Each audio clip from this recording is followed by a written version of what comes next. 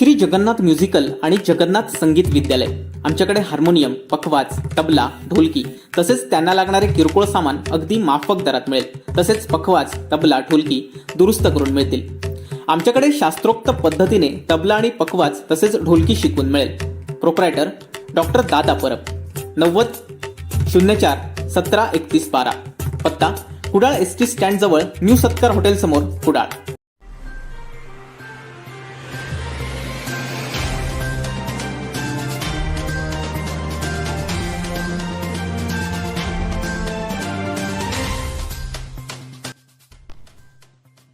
सिंधुदुर्ग जिल्ह्यातील दोडामार्ग तालुक्यातील केर गावात पुन्हा एकदा हत्तींच्या कळपांनी धुडगूस घालायला सुरुवात केली आहे। भात शेतीचं मोठ्या प्रमाणावर या हत्तींच्या कळपानं नुकसान केलंय।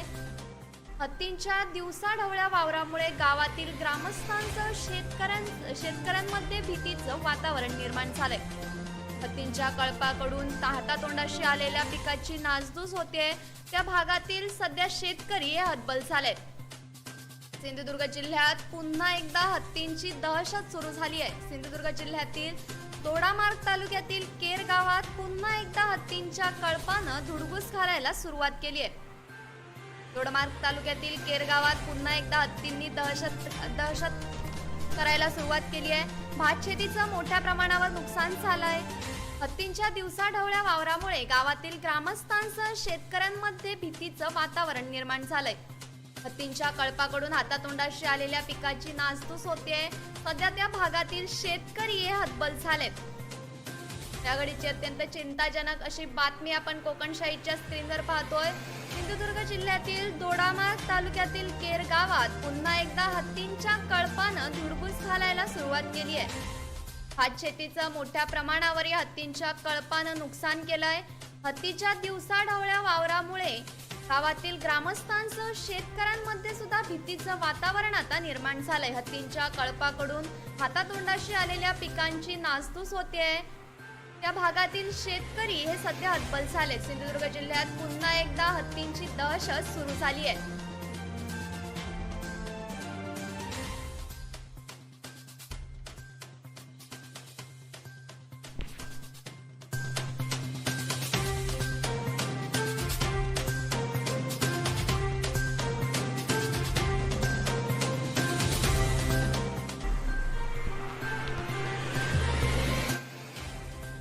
जिल्ह्यातील दोडामार्ग तालुक्यातील केर गावात पुन्हा एकदा हत्तींच्या कळपानं धुडगूस घालायला सुरुवात केली आहे। भात शेतीचं मोठ्या प्रमाणावर या हत्तींच्या कळपानं नुकसान केलंय। हत्तींच्या दिवसाढवळ्या वावरामुळे गावातील ग्रामस्थांसह शेतकऱ्यांमध्ये भीतीचं वातावरण निर्माण झालंय। हत्तींच्या कळपाकडून हातातोंडाशी आलेल्या पिकांची नासधूस होते। त्यामुळे त्या भागातील शेतकरी हे चिंताग्रस्त बनलेत। या घडीची अत्यंत चिंताजनक बातमी आपण कोकणशाहीच्या स्क्रीनवर पाहतोय। सिंधुदुर्ग जिल्ह्यातील दोडामार्ग तालुक्यातील केर गावात पुन्हा एकदा हत्तींच्या कळपानं धुडगूस घालायला सुरुवात केली आहे। भात शेतीचं मोठ्या प्रमाणावर नुकसान या हत्तींच्या कळपाकडून झालंय। हत्तीच्या दिवसाढवळ्या वावरामुळे गावातील ग्रामस्थांसह शेतकऱ्यांमध्ये भीतीचं वातावरण निर्माण झालंय। हत्तींच्या कळपाकडून हातातोंडाशी आलेल्या पिकाची नासधूस होते, म्हणून त्या सध्या त्या भागातील शेतकरी सुद्धा हतबल झालेत।